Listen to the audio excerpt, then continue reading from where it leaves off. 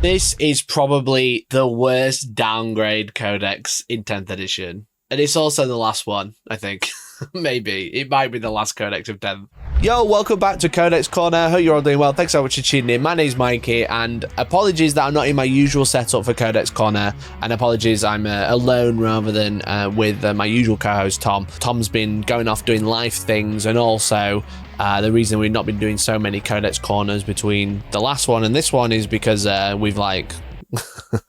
let's just say we've been very hit and miss with actually receiving any of the previews that we usually get. So I just thought I'd go through the Drukhari Codex. I know a lot of people have a lot of information about it now, but I want to thank Games Workshop for sending me the points for the Drukhari Codex, and that's it. So we'll be going through everything that I've been able to find online about the old Codex. But just like, if you want my like real top level initial impression, this is just overall a a bit of a, not a complete slap in the face, but I don't think this will live up to the length of time that Drukhari players have had to wait for their like huge update, and it's a little bit lackluster, if I can put it politically. If I was being completely honest, I think it's a slap in the face, but it's just...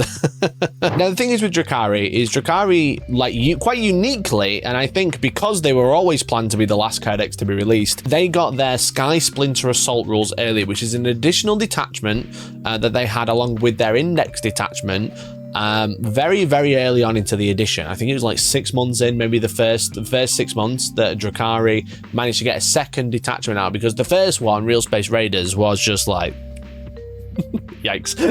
Now, with that length of time, obviously we are 2.5 years into the edition now, or no, but just over 2 years really.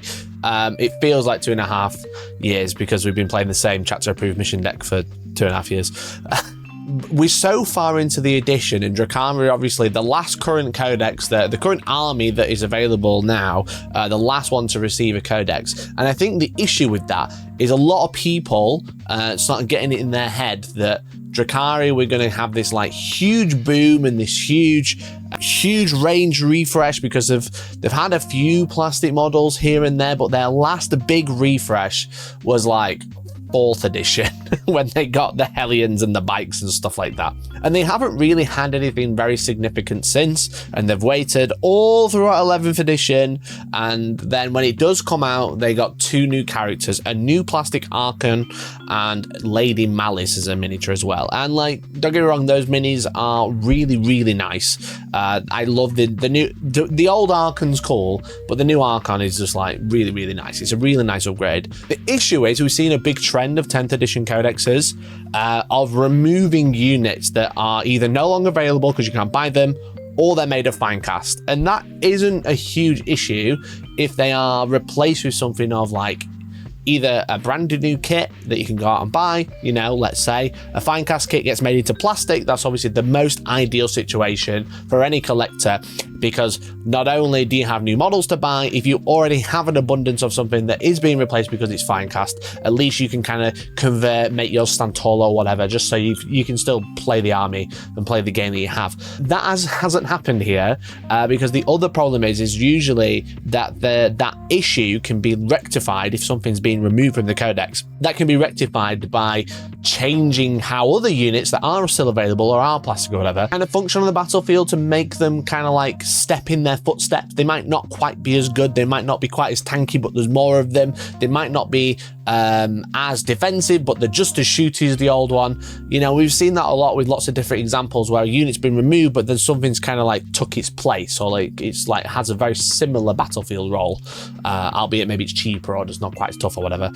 And again, Drukhari just haven't had that, and that's kind of one of the big issues with this codex, I think. I think that is a real problem, because if you don't know, Drukhari had a bunch of characters, a bunch of units that were all exclusively finecast, and a lot of people kit bashed them because they weren't available, or you couldn't buy them, or people just don't like working with finecast. And this is the last army on the order that is like removing all of those. So things like Youre and Rakarth aren't available in this codex anymore, which is the name character for the homunculus covens.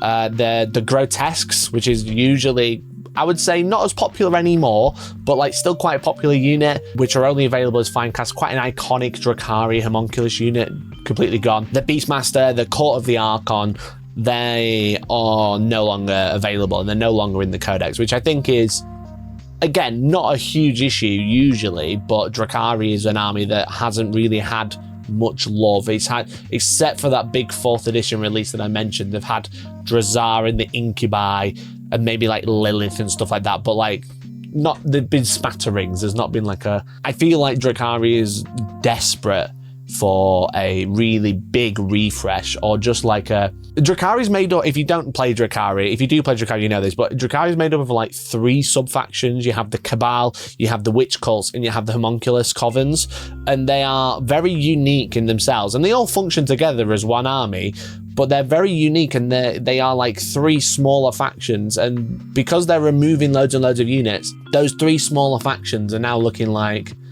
Archon Cabalites, some transports and stuff.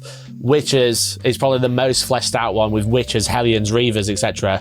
And then Homunculus is like, you've got the Talos and the Kronos, which is cool, and now you've just got Rax, and you've got one single not unnamed character to represent this like huge flesh crafting, you know, making masterpieces, Frankenstein masterpieces, and it's just like it's 3 units, and one of the units is the same model, it's just built slightly differently. So it just feels like drukhari were already kind of like a thinning faction because they're an older range, and they really needed some love, and it just feels like they haven't got it. And I know you've tuned into this because you want to hear all about the Codex, but I feel like it's rude to not mention that at the start, to say like, they are really struggling with, they are like, you know, rubbing sticks together and hoping for the best at this point, with just like how little that they have available compared to other factions, but also just like, just an aging faction that just like really needs some love. And it would worry me if I was to invest in drukhari right now, is like, is all of this going to get replaced? Is it going to be a launched 11th edition evil faction, and they're all going to get loads of new units? Are they gonna be in the game in a year's time or whatever? I imagine so, but it's just like those questions start to like filter through. So, and the problem is with all of that, is with all of these units being removed, is the rules have had quite a significant change in terms of their unique army ability, power from pain, or just pain tokens as they're called now. What I think would be normally quite an interesting way to function the army, because basically power from pain, or gaining pain tokens, every unit has a pain ability, where essentially they have their normal abilities, and then they have an ability that is marked as pain, and then you spend a pain token, which are gained like in the command phase when you kill a unit, and when a unit fails a battle shot you gain more of these tokens, kind of like command points, but like a separate resource that you're managing. As you're playing the game, you can spend these tokens to essentially, it's like combat drugs, it's all these like, you know, like they're gaining from the gaining power and becoming powered by the opponent suffering. That's kind of the whole thing of drukhari, which I think is a very flavorful way to do it. They gain additional abilities, you know, they become stronger, they gain lethal, they gain sustained, they get all these things. The problem is it feels like, especially like Lilith is probably like one of the worst examples of this. It feels like they've kind of taken one of the abilities that Lilith already had and then just made it a pain ability. So now you have to spend one of your resources to make Lilith work the same as she did yesterday. For example, Lilith has Brides of Death datasheet ability in the current index, obviously not in the Codex, just for example. It says, while this model is leading the unit, models in that unit have the vice versa ability, and each time one in this unit makes a melee attack, add 1 to the strength and improve the AP characteristic of that attack by 1. So a pretty good leader ability. Now, if we look at Lilith now, as per the Codex, she now has a rule called Blur of Blades, which gives the unit fight first. And then she has a pain ability called Brides of Death, which is in the fight phase, when you select this model's unit to fight, you can spend 1 pain token to empower that unit. While that unit is empowered, each time one in that unit makes a melee attack, improve the strength and AP by 1. So what they've done is, rather than go, right, okay, she's got 2 abilities, let's give her a cool pain ability, a power from pain ability. They've split the ability that she already had into 2, and now half of it, the improved strength and AP, costs one of your resources, which, you know, you're going to have a bunch of, but it's that Lilith feels like one of the worst examples of kind of taking quite a flavorable idea and then just going, you know what, she's already pretty good, so we'll make that ability cost resources, you know, because before, if you spent a pain token on Lilith, she would either get reroll advances, reroll advance and charge rolls, or if you're in the shooting or fight phase, you'd re-roll the hit roll, and if it's a melee attack, you get the AP, you increase the AP by 1. So rather than getting re-roll advance rolls and increasing the AP, and then increasing the strength and AP by leading a unit, now you spend 1 pain token and you just get the strength and AP buff, which is rough.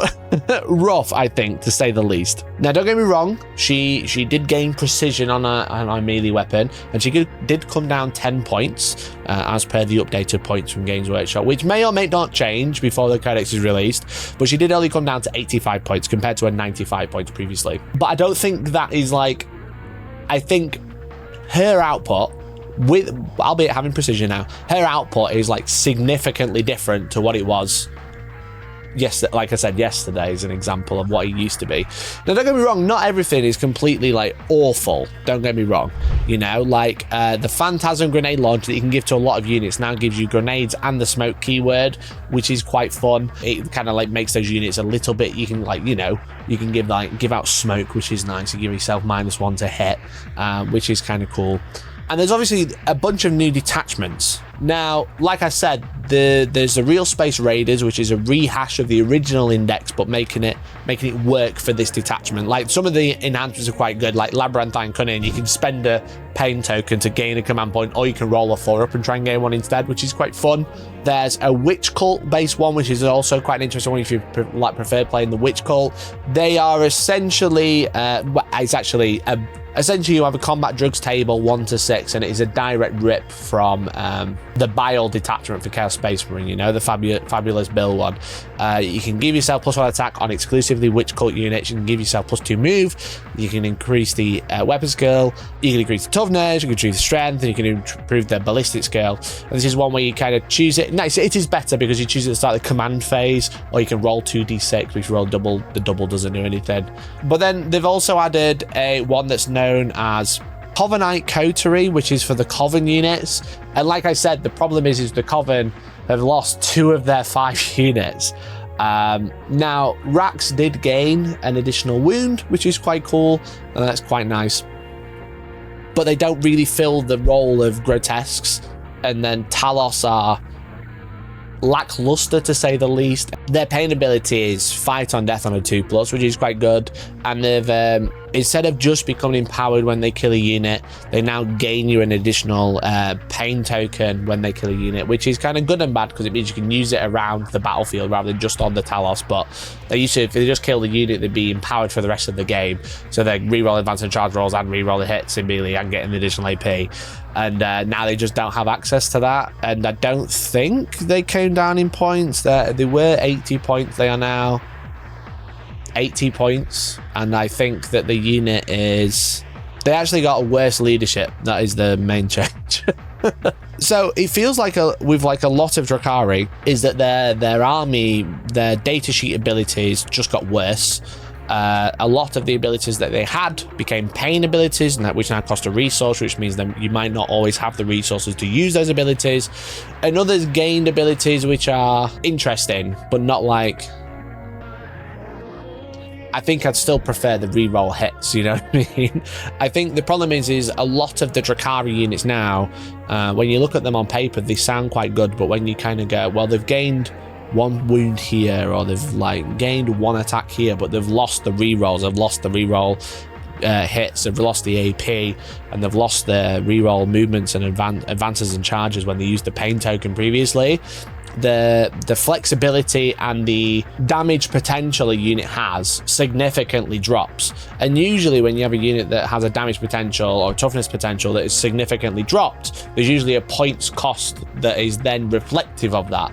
And with drukhari, I would say that a lot of the points are similar or more expensive. For example, Cabalites have gained quite a bit, but they've gone up 15 points, and now they're like quite an expensive troop choice. Archons have like come slightly down like by 5 points, but then like Venoms have all gone up, Incubi have gone up, Mandrakes have gone up. You know, they're all gone up like 5 and 10 points here and there. So I was just looking at like Scari's army that he's taken to the London Grand Tournament, which is happening as this video is released. It's happening now, and I'm sure he's had his own opinion in his own video.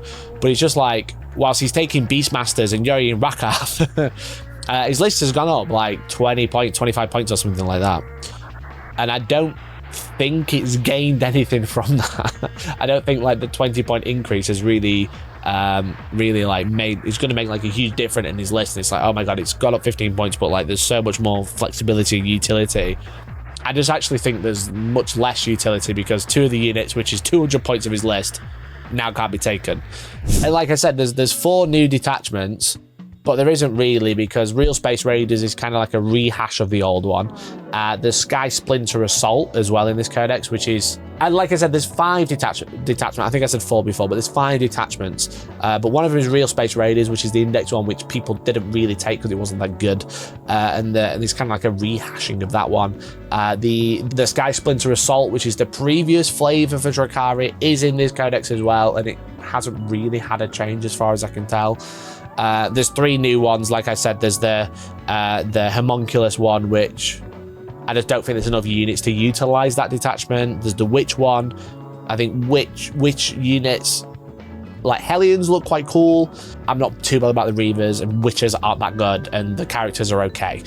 And then there's the Blades for Hire detachment, which I think is like the Cabal one, but with Incubi in it, you know, because obviously they are almost Cabal. And this one, you have a rule called Trophy Hunter, so you choose a contract, and that is like your murder unit to get buffs, right? So you've got one which is choose a character unit for your opponent's army. Each time a Cabal or Blades for Hire unit makes an attack that targets a contract unit, you have precision. But then there's 2 more which are like kind of function very similarly, but then also don't. Sow Fear and Terror, which is choose an infantry or mounted unit, excluding units that contain only character models. The start your command phase, the contract is completed if all non-character models in that unit are destroyed. So obviously if you choose like a bodyguard unit, you try to kill the bodyguard. And then the ability is each time a Cabal or Blades for Hire unit, and bearing Cabal is Cabalites, it's the new Hand of the Archon, which is their kill team unit, which actually looks quite good. I will give them that. The kill team unit does look quite good. But it's also like Ravagers and stuff like that, because they're all Cabal as well. Each time Cabal or Blades for Hire model in this unit makes an attack that targets infantry or mounted, that attack has sustained 1. Now, ironically, with the Trophy Hunters one, choose a unit, you get precision against that character, you know what I mean? That's great. The Sow Fear and Terror one, you choose an infantry unit, and you are kind of almost rewarded for not killing that unit. You know, if I choose like a, let's say I'm playing against Blood Angels, I choose Sanguinary Guard because they're big scary, they're coming after me. My entire army, or Cabal and Blades for Hire, depending on how much of my army that is, all have sustained against infantry. So I go into the Sanguinary Guard, I murder them, and then because I've completed the contract, I now lose that buff, and the detachment will give me 3 pain tokens for the benefit, and then it will end, you know? Now, there is a stratagem called Enemies Without Number, 1 CP, that allows you to re-up your contract and choose a new one, which, you know, is not so bad. So you can kind of go, I'll kill all the Sanguinary Guard, and then I'll gain 3 pain tokens, I'll spend 1 CP, and I'll choose another one. But in all actuality, if I was in that same matchup and they've got, like, intercessors at the back of the board holding the objective, I'm incentivized to choose the intercessors at the back of the board because I'm less likely to kill them because they're holding the objective at the back. And now I get sustained hits with all my Cabal and Blades of Hire against the rest of the infantry that are on the board. I kill all of them, and then I finally kill the intercessors at the back, and then only just lose my detachment ability, which seems counterintuitive. And I know this is like a bit more of a tangent about specifying how these detachments work, but I just think this one's like a really weird one where you are like the Trophy Hunters, choose a character, you get precision against that character. It's very straightforward, but then Sow Fear and Terror, I'm like incentivized to choose something that they don't want, or they aren't going to use too much, so I can get my army rule or the detachment rule for the most of the game. It's very similar to with the Show of Strength, choose a monster or vehicle. Each time a cabal or blades for higher model in this unit makes an attack that targets a monster or vehicle. So obviously, if I'm playing against knights, I choose one knight. Now I'll get everybody gets against all of the vehicles and monsters. They all get lethal hits, and it's very similar. It's quite an interesting way to do the detachment, and I think it's one of the most interesting ones in the Codex, because you can kind of go, right, okay, you're playing at knights. Canis Rex, he's quite scary. I'm going to choose him. So I've got lethal hits against your entire army, but my aim is to kill Canis Rex. So then they can kind of go, well, I can hold back Canis Rex because then I'll deny them pain tokens. But then the more vehicles that you have, the more benefit you're getting, because everybody still has lethal hits against every vehicle in the army or every monster in the army. But then you can kind of go, well, I'm going to throw Canis Rex at the army, at the drukhari, to get him killed, do as much damage before I go, but get him killed so they lose lethal hits. So it's like a very interesting one, and this is probably the most interesting detachment I've seen from the Codex, because I think this is like, it's quite a reactive, quite a on the a detachment that's going to keep players honest, and it's going to keep people on the keep you as a drukhari player on the ball, I think. However, I think the strongest way to play this army is Reaper's Wager. I think the fact that pain tokens don't give you any of those rerolls anymore, I think rerolling from Reaper's Wager is still probably going to be the best way to play drukhari. I don't really see, now don't get me wrong, there's lots of interesting enhancements, there's a good couple of stratagems here and there that are like quite interesting, but I think I would be surprised, and I'm not always correct on these things, don't get me wrong, I would be quite surprised if we suddenly saw loads of real space raiders, you know, or we saw loads of covenant coterie, however it's called. I think the Cavilite cartel and making incubi and cabal stuff quite interesting, like again, like giving ravagers lethal hits, which is obviously going to be quite nice with all the dark lancers. I don't personally see that one taking over, but I think that's the most interesting one out of the 5 detachments.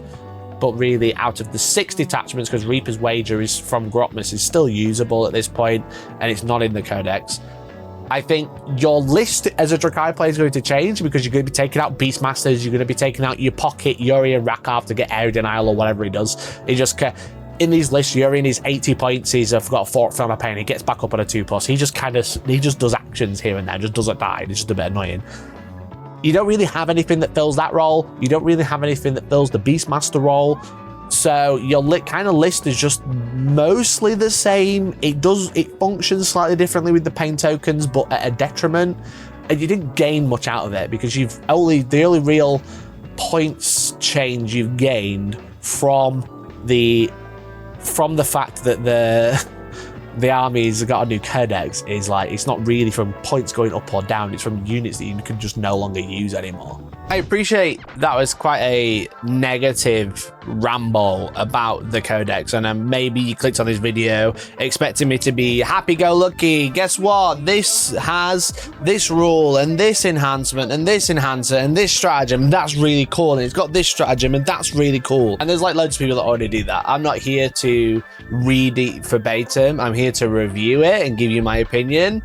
And my opinion is disappointed, I think, is the overall comment. It doesn't fill me with awe, you know what I mean? it doesn't fill me with like, wow. It's just kind of there, you know, that's kind of where I'm at with it. I don't really want to sit and read through every single data sheet and say every single change and then say it's gone up 5 points or down 5 points, because you're gonna be able to find that. It's gonna be all over Reddit within 5 minutes of any of these videos going up. I just think overall it kind of feels like, not that they've taken flavor away, it's just, I don't know if drukhari have gained anything out of this book. It almost feels like, buy £35 Codex, get a new model, Lady Malice. Lady Malice is quite cool. She is actually pretty decent. She can attach the Hand of the Archon, Incubi, Cavilite Warriors, and she can give, you can spend a pain token, and then you can gain sustained or lethal, which is actually quite good on an Incubi unit. Because they're re-rolling hits as part of their pain tokens. So for 2 pain tokens, you can have sustained or lethal and then re-rolling hits, which is quite good. And she also has like the 12-inch vet, mind like a steel trap, or it's called. And she's coming in at like 100 points, I believe.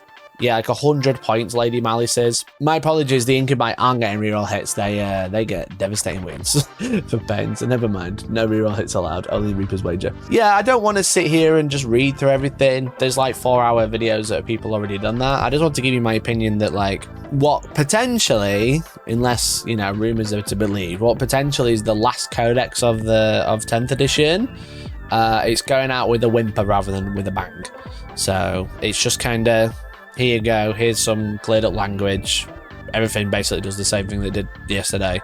Rax gain an extra wound. Hand of the Archon is quite an interesting unit for 125 points. You get a Scout 7 unit, which also confers it to a leader that is attached, which is quite cool. So the unit has like Scout 7.